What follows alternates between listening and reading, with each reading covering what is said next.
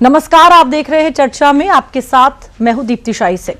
बीते कुछ समय से यूपी में कई धर्मांतरण के मामले सामने आ रहे हैं। ये मामले यूपी के अलग अलग जिलों में सामने आए हैं। अब इन सबके बीच जो सबसे बड़ी बात है वो ये है कि प्रदेश की राजधानी लखनऊ में दो ऐसे बड़े मामले सामने आए जिन्होंने चिकित्सा संस्थानों और शिक्षा संस्थानों को भी सवालों के घेरे में खड़ा कर दिया। लखनऊ के केजीएमयू और पीजीआई में धर्मांतरण से जुड़े मामले सामने आए थे। इन मामलों के प्रकाश में आने के बाद सरकार ने ताबड़तोड़ एक्शन भी लिया। आपको बता दें कि यूपी में धर्मांतरण को लेकर कड़े कानून हैं। 2024 में इन्हें संशोधित भी किया गया है।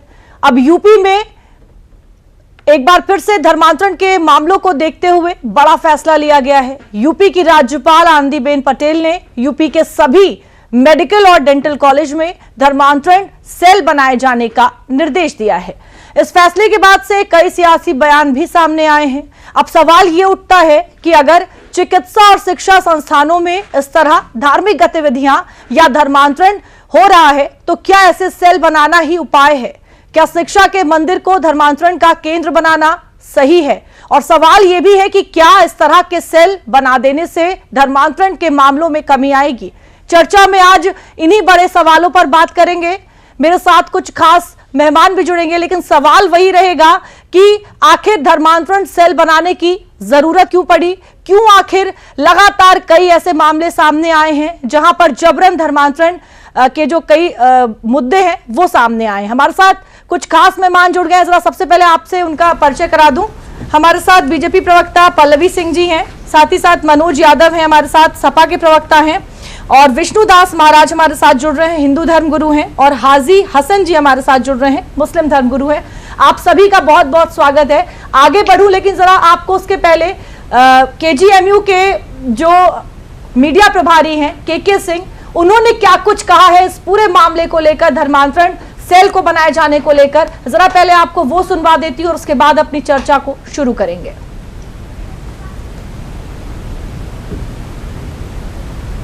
केजीएमयू में आप जानते हैं हम लोग क्या कुछ कहा उन्होंने इस पूरे मामले को लेकर, आप सुन लीजिए। हम लोग इसका स्वागत करते हैं।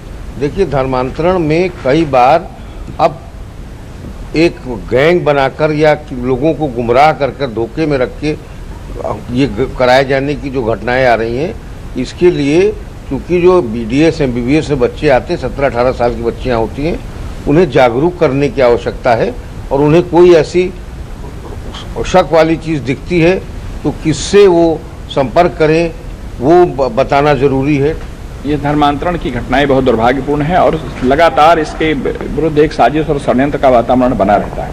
मैं माननीय महामहिम राज्यपाल महोदया की इस पहल का बहुत स्वागत करता हूं और समाज से भी अपेक्षा करता हूं कि सचेत रहकर जहां पर भी इस तरह की अवैध धर्मांतरण की घटनाएं हों उसको हम लोगों के संज्ञान में लावें, समाज के संज्ञान में लावें, ताकि उनके खिलाफ प्रभावी कार्रवाई की जा सके।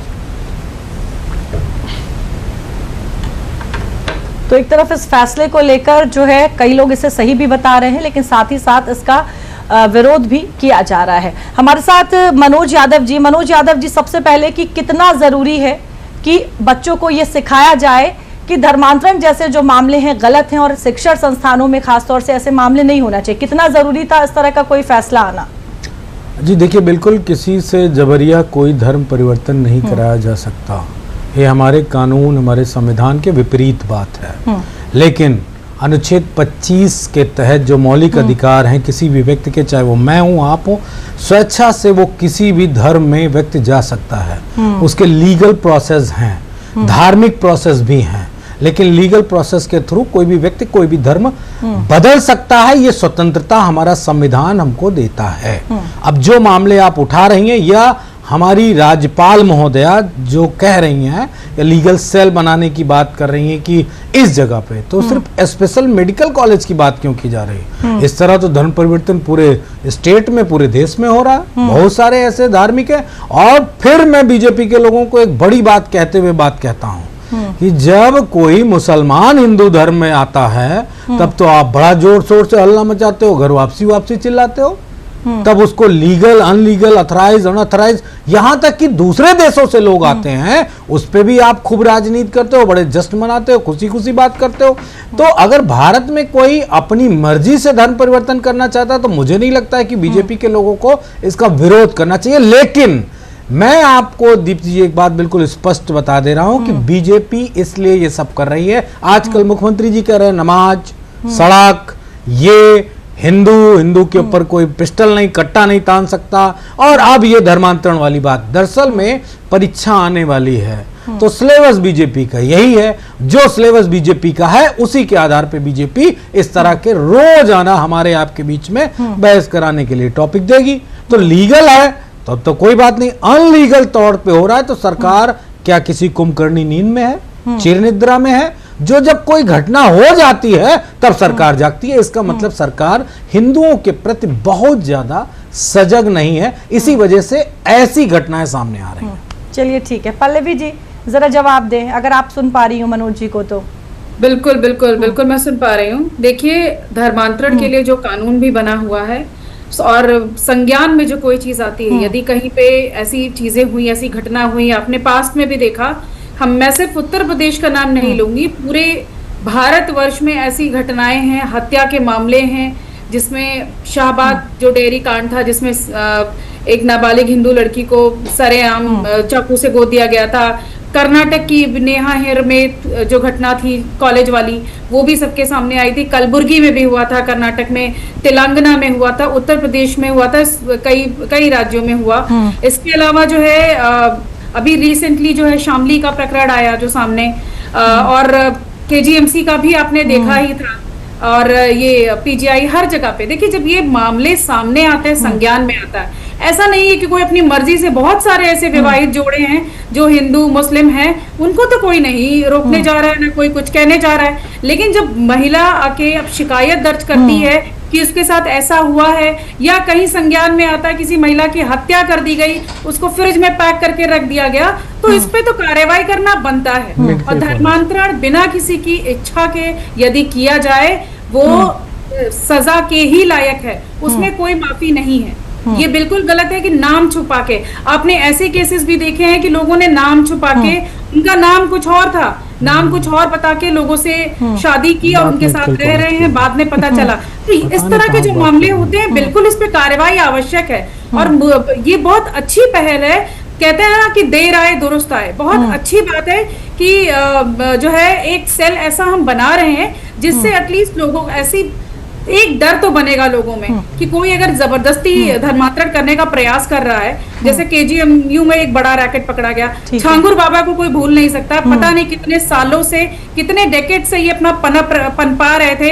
अच्छा खासा उन्होंने रेट तक डिसाइड कर रखा है हर जाति का, और स्पेसिफाई करा हुआ है, तो उस पे वो किस तरीके से काम कर रहे थे कि, और एक बकायदा उन्होंने बना के रखा था कि इतने समय तक इतने लोगों को हमें का धर्म परिवर्तन कर देना है। तो ऐसे मंसूबों को नाकामयाब करना बहुत आवश्यक है, और ये पहल है, मेरे ख्याल से इसको सबको जो है इसको सपोर्ट करना चाहिए। ये कहीं नहीं कहा गया है कि कोई अपनी मर्जी से जा रहा है तो हम उसको रोकेंगे, उसको जबरदस्ती वापस लाएंगे, नहीं। लेकिन कहीं भी इस तरह की चीजें संज्ञान में आएंगी, उस पे बिल्कुल कार्रवाई होगी, और वो जरूरी है। और इस तरीके का सेल यदि उत्तर प्रदेश में बन रहा है, मुझे लगता है पूरे भारत में ऐसे सेल की निर्माण की आवश्यकता है। ठीक है पल्लवी जी। मनोज जी देखिए, अभी सबसे एक कमेंट लूंगी, उसके बाद ही आप पर आ पाऊंगी, लेकिन जरा एक बात यहाँ पर क्लियर कर दूं कि जबरन धर्मांतरण की यहाँ पर बात हो रही है, अपनी मर्जी से जिन्होंने धर्म परिवर्तन किया उनकी बात नहीं हो रही। और बीते जिन मामलों की मैं बात कर रही हूँ, खासतौर से केजीएमयू की और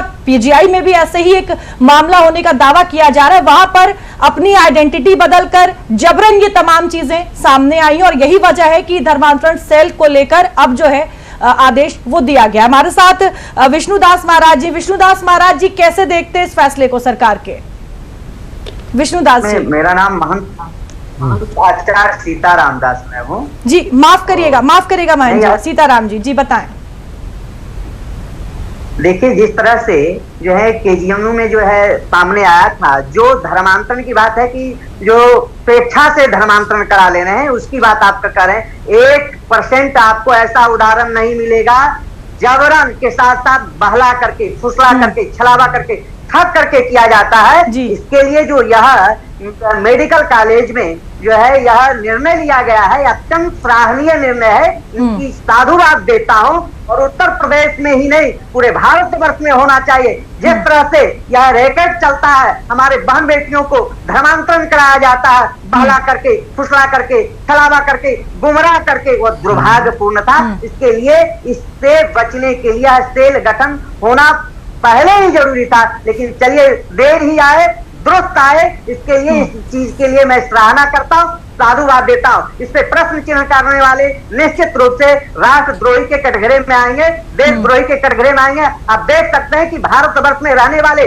जितने भी मुसलमान हैं, 99% वह हिंदू ही हैं। हमारे हिंदुओं को बहला करके, फुसला करके, डरा करके, धमका करके वो अपना जो है धर्मांतरण करा लिए हैं। यह दुर्भाग्यपूर्ण है। भारत में रहिए तो भारतीयता बन करके रहिए, भारतीयता के अनुरूप रहिए, हमारे सनातन संस्कृति के अनुरूप रहिए।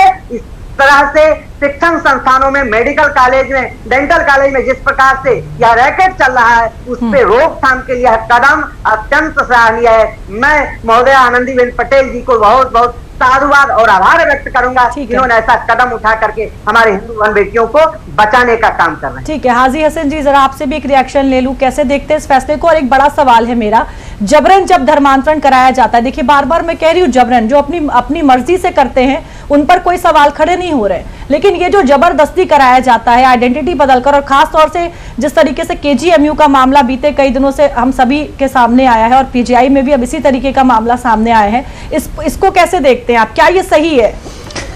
देखिए, बड़ा अजीब सी बात लगती है जबरन आप मुझसे इस पैनल पे डिबेट नहीं करवा सकती, तो कोई धर्म परिवर्तन कैसे करा सकता है? बदल दी जाए, नाम बदल दिया जाए, कैसे बदल जाएगी? हाथ में कलावा पहन लिया जाए, अरे भाई, खुद को हिंदू बताया जाए, तो फिर इसे आप क्या कहेंगे? सवाल ये है, आप बात कर रही हैं मेडिकल स्टूडेंट की, आप बात कर रही हैं मेडिकल स्टूडेंट की। मेडिकल स्टूडेंट अपनी आइडेंटिटी कैसे बदल सकते हैं? क्या मेडिकल कॉलेज में इतनी अव्यवस्था है कि वहां पे कोई आई कार्ड इशू नहीं होता? सर, यहाँ पर दो अलग अलग बातें हैं, जरा एक बार क्लियर कर दूं सर। आप अपनी बात रखिएगा सर। बिल्कुल, मैं बात रख रहा हूँ। एक बात वहां पर जहां पर आइडेंटिटी बदल दी जाती है, कैसे बदलती है आइडेंटिटी? किसी भी मैरिज रजिस्टर करने के लिए, सर मेरी बात सुने, सर बात तो सुन ले, आधार कार्ड की सर मैं दूसरी बात क्या कर रही हूँ, दूसरी बात क्या कर रही हूँ सर, सुन तो ले प्लीज, आपको बिल्कुल मौका दूंगी सर।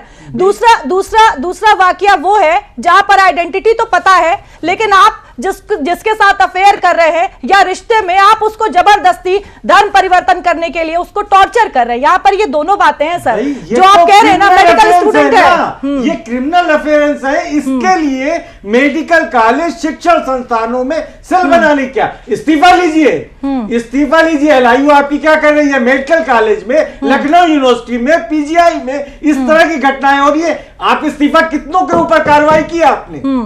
कितने लोगों के ऊपर कार्रवाई की? किस डिपार्टमेंट की बात है? उसके HOD को सस्पेंड किया गया सस्पेंड। भाई किस बात के डीन है? काहे के लिए फैसिलिटी ले रहे हैं? हम टैक्स पेयर का पैसा किस बात के लिए इस्तेमाल कर रहे हैं? उनको बंगला है, गाड़ी है, सिक्योरिटी है, सिर्फ ऐश करने के लिए। वो बच्चों के साथ क्या हो रहा है उनको कोई परवाह नहीं है।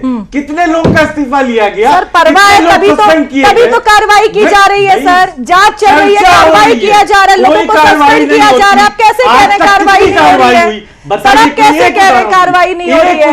सर जांच चल रही, कार्रवाई हो रही है, लगातार तो एक्शन हो रहे हैं। आप अभी बकौल आपके PGI में किसके साथ हुआ? विक्टिम कौन है, मुजरिम कौन है, अभी कुछ पता नहीं है, लेकिन चर्चाएं हो रही हैं। क्यों चर्चाएं क्यों ना हो?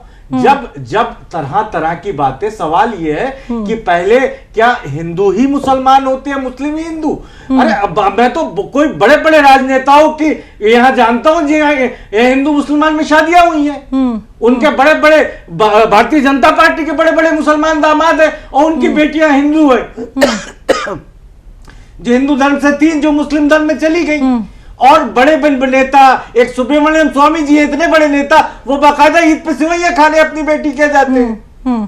तो तब कहां चली जाती? क्या उनके साथ भी चलावा हुआ? क्या उनको भी वर्गलाया गया? क्या उनको भी डराया गया? तो क्या उनके लिए सेल काम नहीं करेगा? तो जब हमारे पे आए तो कोई सेल नहीं, लेकिन पेपर लीक के लिए कोई कमेटी नहीं पता कर पाती है कि इसका मुजरिम कौन है। पेपर लीक होता रहता है, लेकिन एक मामूली सी बात के लिए हमारी राज्यपाल महोदया सोमोटो वो लेके कमेटियां बना देती है, सेल बनाती है, स्वागत होता है। लेकिन आज तक उत्तर प्रदेश में कितने पेपर लीक हो गए, उसके लिए कितनी कमेटियां बनी, उनका क्या निकला हाल, उनका हल क्या निकला?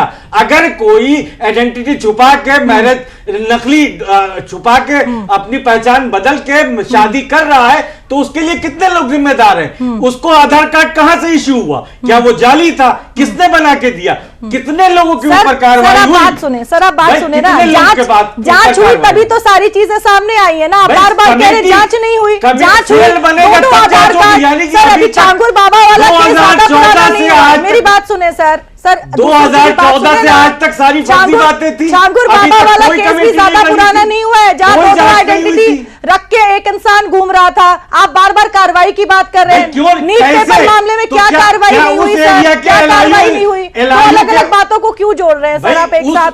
और मैं बार बार आपसे कह रही हूँ, आपने कहा कई ऐसे नेता हैं जिन्होंने मुसलमानों में शादी की है, ईद की सेवैयां खाते हैं। सर वो तो हम और आप भी खाने जाते हैं। यहाँ पर सर बात यहाँ पर गलत तरीके से धर्मांतरण कराने की बात हो रही है। सवाल ये है, गलत तरीके से धर्मांतरण कराने की यहाँ पर सिर्फ बात हो रही है। मैं किसी भी धर्म या किसी भी त्योहार को लेकर यहाँ पर बात नहीं कर रही हूँ।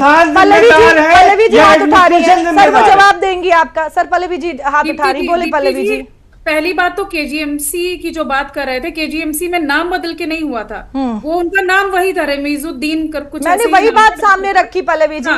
हाँ, तो उन्होंने नाम नहीं परिवर्तित किया था, नॉर्मल सी बात है, डॉक्टर है उनका। वहां पर टॉर्चर किया गया था। हाँ, उन्होंने पहले किसी को बरगला के उनसे शादी की, उनका धर्म परिवर्तन कराया, इसके बाद दूसरी महिला आई, उसके साथ रिलेशनशिप में आए, उसके साथ भी उन्होंने सेम चीज की। जब ये चीजें पता चली, वो महिला जब दूसरी महिला से मिली, तब ये चीज संज्ञान में आई कि ये बहुत लंबी चेन है और इसमें इनके माता पिता भी शामिल थे। तब ये संज्ञान में आया। ऐसा नहीं है कि कोई किसी से शादी किया है, जो आप एग्जाम्पल दे रहे हैं वो बिल्कुल गलत है। छांगुर बाबा का भी जो आप बता रहे हैं, कितनी सारी महिलाएं सामने आई जिन्होंने बताया, जिन्होंने चीजें बताई। और आप आधार कार्ड की जो बात कर रहे हैं, देखिए जब कोई किसी को बहलाने फुसलाने का प्रयास करता है कॉलेज में, तो कोई आधार कार्ड देख के किसी से दोस्ती नहीं करता है कि अब तुम्हारा आधार कार्ड क्या है। ये सब चीजें तो बाद में आती हैं। बिल्कुल गलत कह रही है। हर बैचमेट अपने बैचमेट को पहचानता, हर एक बैचमेट। मैं 4th क्लास के बैचमेट जितने हमारे थे, उनको आज तक मैं उनका नाम पता जानता हूँ कि उनका घर कहाँ था और वो क्या था। गलत तरीके से मत पेश कीजिए। आप अपनी बात रखिएगा, बोल लेने दीजिए, मैं पूरा मौका दूंगी। वो चुपचाप आपको सुन रही है, बोल लेने दीजिए, आप अपनी बात रखिएगा सर, वापस आपको मौका सुन लीजिए सर। देखिए सिर्फ जबरदस्ती पे बात हो रही है। कोई जानबूझ के अपनी मर्जी से यदि विवाह कर रहा है, उसमें कोई गलती नहीं है। और बहुत सारे ऐसे लोग हैं, मेरे बहुत सारे फ्रेंड्स भी ऐसे हैं। सिर्फ ये बात हो रही है कि नाम बदल के या फिर जबरन जो धर्मांतरण हो रहा है वो गलत है। तो वो चीजें संज्ञान में कब आती, जब कोई महिला आके शिकायत करेगी कि मेरे साथ ऐसा हुआ है, या किसी की हत्या हो जाती है, उस पर सिर्फ कार्रवाई हो रही है। इसको दूसरा रंग देने की आवश्यकता नहीं है, सिर्फ यही हो रहा है। और केजीएमयू भी जो बता रहे हैं आप, हम खुद नहीं गए थे वहां पे जब महिला ने आके तहरीर दी, शिकायत की, उसके बाद कार्रवाई हुई है। चलिए ठीक है। मनोज जी आप हाथ उठा रहे थे, पहले सभी लोग हाथ उठा रहे थे। मनोज जी आप पहले जवाब दे लो, उसके बाद एक एक करके सबका जवाब ले लूंगी। देखिए अब तो चला चली की बेला है। मैं तो बहुत राजनीतिक आदमी हूँ, पार्टी के राष्ट्रीय प्रवक्ता होने के कारण मैं जो बात कहूंगा बिल्कुल राजनीतिक कहूंगा। बिल्कुल। अब जब पछताए होत का जब चिड़िया चुग गई खेत, अरे अब तो तुम्हारी चला चली बेला आ गई। 9.5 साल 10वां साल कंप्लीट होने वाला, डबल इंजन की सरकार और उत्तर प्रदेश में धर्मांतरण की भरमार। ये क्या चक्कर है भाई? आए काहे के लिए थे? यही तो आदित्यनाथ मिश्र जी कहा करते थे जब मुख्यमंत्री नहीं थे, कहते थे मैं परिवर्तन नहीं होने दूंगा, बीजेपी की सरकार इसलिए चाहिए, बीजेपी की सरकार इसलिए चाहिए। छांगुर बाबा तक मानता हूं कि वहां पढ़े लिखे लोग नहीं होंगे, लालच में आ गए होंगे, पैसे के चक्कर में धन परिवर्तन हो गया होगा, ये मैं मान लेता हूं। तो मेडिकल कॉलेज पीजीआई में तो सब पढ़े लिखे लोग आते हैं, सब एक दूसरे के अधिकारों को समझते हैं। कहीं ऐसा तो नहीं कि उनका मुद्दा कम है, भाजपा का ये मुद्दा ज्यादा होता चला जा रहा है? ये महत्वपूर्ण बात है। और इस सरकार का इतना दम्भ होते हुए उत्तर प्रदेश में पिछले 10 सालों में मैं मदरसे पे, मैं अवैध मदरसा, ये लव जिहाद, ये इस तरह की बातें, ये सब लगातार चल रहा है, दंगा सब। तो फिर काहे के लिए योगी आदित्यनाथ जी बैठे? चलो खत्म, आपका टर्न होता है अब खत्म। अब आपकी उत्तर प्रदेश की जनता को जरूरत नहीं है। है ना? अरे क्यों नहीं करेंगे? अमित शाह जी को है ठेका कि वो कहेंगे अब की बार इतने पार। डिबेट के अरे हम भी कह रहे हैं डिबेट पे कुछ बोल रहे हैं तो अपनी बात रखें। चलिए सभी हाथ उठा रहे हैं। सीताराम जी अपनी बात रखें, आप हाथ उठा रहे थे। सेल गठन होने से पीड़ा क्यों हो रहा है? किसको? में दर्द हो रहा आपको? है? कौन, किसने पीड़ा की बात कही? सेल गठन होने पे पीड़ा की बात किसकी आई? नहीं, अनावश्यक बातें क्यों हो रही? दीप्ति जी, ये बात क्यों हो रही कि पीड़ा किसको पीड़ा हुई? हमको हुई? हमारे बगल में मित्र बैठे, इनको हुई? किसको हुई? मनोज जी आप बोलेंगे तो उनकी आवाज नहीं आएगी। इतना चंदन, इतना टीका लगाए हो और कोई किसी ने वक्तव्य दिया हो तब तो बताओ। सीताराम जी किसको पीड़ा हुई? आंखें बंद करिए, ध्यान करिए, इनसे मनोज कहिए जी ध्यान बोलने करे देना। किसने कहा? अरे ये डिबेट में किसको बैठे पीड़ा ऐसे हुई? मत करिए, नहीं, किसको ऐसे पीड़ा मत हुई? करिए, सबको आप बोलने कहती दीजिए। नहीं दीप्ति जी, सबको बोलने दीजिए ना, आप जवाब दीजिएगा हमारे अपनी ऊपर बारी नहीं में। बनने देंगे। जवाब दीजिएगा हमारे अपनी ऊपर बारी नहीं में, होगा। जवाब दीजिएगा। नहीं सर, डिबेट में बैठ के अपनी मनमानी नरेटिव नहीं बनने देंगे, अपनी फर्जी वाला। मनमानी नहीं करेंगे, नहीं, आप। मनमानी नहीं सबको करेंगे। अपनी अपना ओपिनियन रखने का बिल्कुल दें, अधिकार बिल्कुल है, दें, बिल्कुल रखने दें। दें। ऐसा काम मत करिए जो हमारे देश की सनातन संस्कृति पर कुठाराघात करे, जो हमारे बाल बेटियों को फंसाने का साजिश करे। उसके लिए अगर कोई ठोस कार्यक्रम के लिए कोई कार्रवाई के लिए कोई सेल का गठन होता है तो साधुवाद देना चाहिए। अरे कहाँ चोरी हो रहा है? आपके कानून में चोरी हो रहा है। मनोज जी बोलने दीजिए ना, बीच में आप बोलते ऑडियो डिस्टर्ब हो जाता है। आपने चढ़ाया, आपके राष्ट्रीय अध्यक्ष दर्शन करने के लिए नहीं आए रामलला का, तो चढ़ावा वाली बात गलत कह दी उन्होंने। नहीं कहना चाहिए। आप लोग ही अयोध्या को रक्त रंजित करने का आपने काम किया था। कौन सा रक्त? कौन सा रक्त? इतिहास है, पार्टी का इतिहास जो है। गरीब मजदूर को पिया जा रहा है, महंगाई वाला, वो गोली मारने का काम आप लोग ने किया था। आप कहेंगे रामलला का चढ़ावा चोरी हो रहा, आपको चढ़ावा बंद चला। क्यों नहीं मस्जिद में प्रश्न खड़ा करते हैं? जो अंतरराष्ट्रीय इस्लामिक कंट्री से पैसा फंडिंग करके हमारे देश में अराजकता फैलाया जाता है, देश में दंगा का साजिश किया जाता है, देश में दंगा कराया जाता है। सर पहले बोल लेने दीजिए, जवाब की बारी कहाँ आने दे रहे हैं आप? दूंगा, मैं जवाब दूंगा। आप बोल नहीं पाएंगे, आप लोग सब नहीं बोल पाएंगे। आप लोग राष्ट्र विरोधी मस्जिद वाली बात काम देने का काम करते हैं, जवाब दे तथ्य पे काम करने। हमसे ही पूछा गया, मनोज पल्लवी जी जी से नहीं आपके पूछा। बोलने की वजह से उनकी ऑडियो नहीं क्लियर आ रही है, अरे वो हम जूम क्या पर करें? जुड़े हुए। मैं इसीलिए आपसे बार बार कह रही हूँ, आप जरा शांत रहे ना, आदमी है, अगले देख को रहे हैं, बोलने इतना दे। क्यों इस माला तरीके की टीका बातें लगाए कर रहे हैं वो, डिबेट में उनके बैठ ऐसे ही के? चलिए। हाजी मैं हसन जी आप भी मैं कुछ एक कहना लाइन चाह बोल दूं, एक रहे लाइन थे? बोल। एक दो एक मस्जिद लाइन में वाली बात बोलकर अपनी सपा नहीं बात खत्म पूछती करें। ना, हाँ। मस्जिद वाली बात सपा क्यों नहीं थे? उसका जवाब दे। हाँ। सुनिए बाबा जी, बाबा महंत सीताराम जी, अगर हम मस्जिद वाली बात उठा देंगे तो अडानी का जो बिजनेस के लिए लगातार मोदी जी जा रहे हैं ना खाड़ी देशों में, उनका बहुत नुकसान हो जाएगा। इसी वजह से हम नहीं उठाते हैं। मोदी जी से परमिशन ले लो, हम उठा देंगे, ठीक है? फिर बात को चिल्लाएंगे नहीं, मोदी जी अपने मित्र को ऐसे गले लगा के कि अरे मोदी जी उनके मित्रों का पैसा चला गया, ठीक है? अगली बार पूछ लेना तो उठा देंगे, ठीक? परमिशन ले चुके हैं जो सेल गठन पर जो अपने प्रतिरोधक बनने का बात कौन बना रहा है? कौन विरोध कर रहा है? आप विरोध कर रहे हैं क्या? मैं विरोध कर रहा हूं क्या? दीप्ति जी, हम लोगों ने विरोध नहीं किया, हमने कहा लेट किया है गठन, 9 साल पहले कर देना चाहिए था। हम ये बात कह रहे हैं। बाबा जी आप कैसे अंतर्यामी बाबा? मनोज जी, हम आपसे अच्छे तो हम हैं। हाजी हसन जी से सवाल करने दें। बाबा बने और ये भी नहीं पता है कि किसने क्या कहा। अरे गजब बाबा है आप। ये माला कुछ कम करो, इसी वजह से आपका ध्यान केंद्रित नहीं हो रहा है। चले आप मेकअप पे ज्यादा फोकस है। मनोज जी हाँ। बस करें, जी, मैं बस आंसर करें। देना चाहूंगी। चले पल्लवी जी आप बोल लें पहले। हाँ, पल्लवी जी आप जी, बोल जी। लें, पल्लवी जी को स्क्रीन पे लें। जी जी जी जी अभी मनोज जी दंगे गिना रहे थे, भूल गए शायद 900 से ज्यादा दंगे इनके समय में हुए थे। किस तरीके से हर कोई भी त्योहार यदि अच्छे से बीता हो, सौहार्द के साथ कोई भी त्योहार बीत जाए, बिना कर्फ्यू लगे, बिना दंगे हुए, बिना सांप्रदायिक दंगे हुए, तो समाजवादी पार्टी तो बिल्कुल ही इस विषय में बात ना करे। तो बुलाए इसके बाद जो है बैठ के बुलाया क्यों कमेंट भैया? कर रहे हैं, बाबा जी पे बैठ के पर्सनल कमेंट कर रहे हैं। डिटेल ना करे ना, This is आप कह रहे हैं समाजवादी पार्टी ने बोले तो हम क्या करें? मुंह में कपड़ा लगा ले क्या? मत करिए डिबेट ऐसे इसलिए बीच में ऐसा कर रहे हैं। बात मत करिए। क्यों ना करें? ज्यादा दंगे हुए हैं आपके और इनकी साथ। सरकार में कितने हुए? वो दंगा करने वाले कौन लोग थे? जवाब देना। हमारी सरकार में दंगा किसने किया? भाजपाइयों ने और किसने किया? अरे भैया हम कह रहे हैं, हमसे दंगा कौन करता है ये बताइए। ये चीजें संज्ञान में आ रही हैं। ये चीजें संज्ञान में आ रही है कि जबरन जो धर्मांतरण हो रहा है उसको उस पे जो है फोकस किया जा रहा है, क्योंकि संज्ञान में आ रही चीजें। आपके समय में तो ये चीजें पनप रही थी, आपने तो ध्यान ही नहीं दिया था, क्योंकि आप माफिया पोषित सरकार चला रहे थे। आपको उन पर ध्यान देना था कि 1 डिस्ट्रिक्ट 1 माफिया, इसको लेके आप साथ में चल रहे थे। गोरखपुर में कौन था?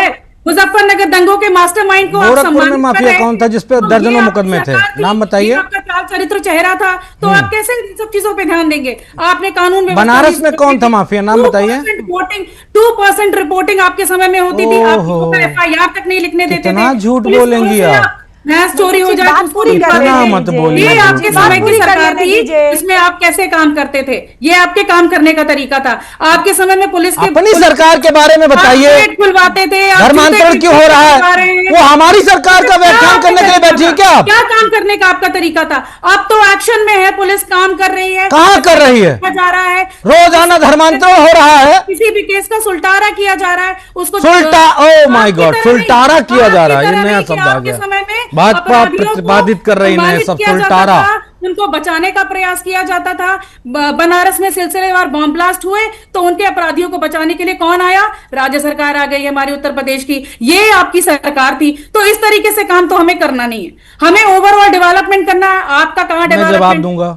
इटावा हाजी जी से सवाल ले लूं, यहाँ पे आप डेवलपमेंट करते थे। मनोज जी, आप भी थोड़ी नहीं, सरकार, हमारी सरकार का मसला है। सवाल हमसे और आप हाजी जी से पूछ रही हैं। सवाल तो हमसे किए जा रहे हैं ना। ये ब्लास्ट होता था, वो ब्लास्ट होता था, ये दंगा होता था, वो दंगा होता था, जवाब कौन देगा? सवाल लूंगी मैं किससे? नहीं, मैं नहीं करता, मेरे मुझसे सवाल है। मुझे लगा था कि मैं विपक्ष में हूँ, मैं बीजेपी से सवाल पूछूंगा, बीजेपी जवाब देगी। उल्टे बीजेपी मुझसे सवाल पूछ रही है, हम सत्ता में हैं। अरे गजब, ये तो अजीब बात है। ठीक है, ठीक है, हाजी साहब से ही आप बोलने देंगे मुझे? आप किसी को यहाँ पर बोलने नहीं दे रहे सर, आप बोलने नहीं दे रहे, बोला आपने किसी को बात अपनी रखने बोलने नहीं के दी। लिए। सिर्फ आप थोड़ी अकेले डिबेट में बैठे हुए हैं, सबको अपनी बात रखने दीजिए ना। मैं तो आपको पूरा मौका दे रही हूँ बोलने का, आप अपनी बारी में भी बोल रहे हैं, दूसरों की बारी में भी बोल रहे हैं। पल्लवी जी जल्दी से अपनी बात पूरी करिए। पहले पूरे समय आप बोलते रहे, मैंने तो आपके बीच में नहीं बोला, तो आप भी सुन लीजिए बात को, फिर आप जवाब दीजिए। जब मैं आपकी बात का जवाब दे रही हूं आप भी दीजिए। देखिए, यहाँ पे आप जो अपनी हताशा निराशा दिखा रहे हैं वो बिल्कुल गलत है। ऊपर से आप बाबा जी पे पर्सनल कमेंट कर रहे हैं, वो भी बहुत गलत है। किसी के पहनावे पे बाबा जी पे आपने बोला टीका लगा के मेकअप पे समय लगाया, ध्यान दीजिए। आपने बोला, अच्छा, हाँ। आपने बोला था दैट यू कैन मैंने कहा था, ठीक है। इसके बाद आपकी सरकार में दंगे कितने हुए थे ना, ये आप जनता से जाके पूछिए। 900 से ज्यादा दंगे हुए थे, किसान कितने आत्महत्या कर रहे थे, क्या आपने सिचुएशन बना रखी थी। मैं अपनी बात करूं, 9th 10th की बात है, उस समय जो है 9th 10th नहीं और छोटी थी शायद में, मेरे भाई बहन थे, बड़े थे, बिजली नहीं होती थी, हम लोग गोंडा में रहते थे, हमें जो है जनरेटर में या इन्वर्टर की लाइट में पढ़ना पड़ता था, क्योंकि सारी जो बिजली की आपूर्ति होती थी इटावा, मैनपुरी, सैफई, 24 घंटे की बिजली वहां दी जाती थी। बाकी जगह पे बिजली की आवश्यकता ही नहीं है। बाकी इसके बाद जब जो आपके मुजफ्फरनगर दंगे के मास्टरमाइंड थे उनको आपने सम्मानित कर दिया। आपने बनारस के बॉम्ब ब्लास्ट के जो अपराधी थे उनको आपको जो है बचाना था। पल्लवी जी जरा मैं एक आखिरी कमेंट ले लूं, जरा मैं एक आखिरी कमेंट ले लूं, समय समाप्त हो रहा है, समय समाप्त हो रहा है, वही बोलेंगे। हाजी जी जरा मुझे बस ये बताएं कि क्या किसी भी, चाहे वो शिक्षण संस्थान हो, चिकित्सा संस्थान हो, वहां पर धर्म का प्रचार प्रसार करना क्या सही है, चाहे वो कोई भी धर्म के लोग हों?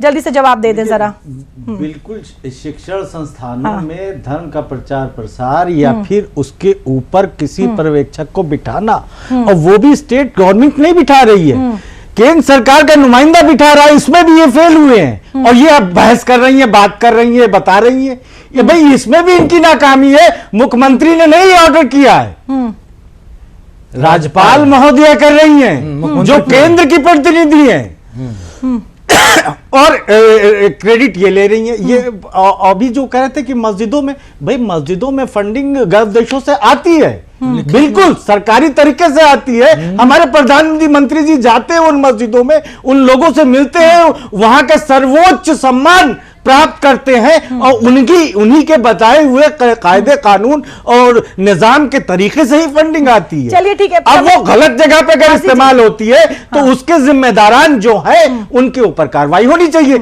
एक एग्जांपल दूंगा मैं, अभी इसी लखनऊ समाप्त हो गया सर, जल्दी से इसी लखनऊ का दूंगा कि भाई हुसैनाबाद इलाइट ट्रस्ट जिसके डीएम साहब यहाँ के वो हैं, वो कहीं पे लजीज गली बना रहे हैं, एक तरफ ये हो रहा है। चलिए ठीक है हाजी जी, समय समाप्त हो गया है। आप सभी का बहुत बहुत धन्यवाद चर्चा में हमारे साथ जुड़ने के लिए।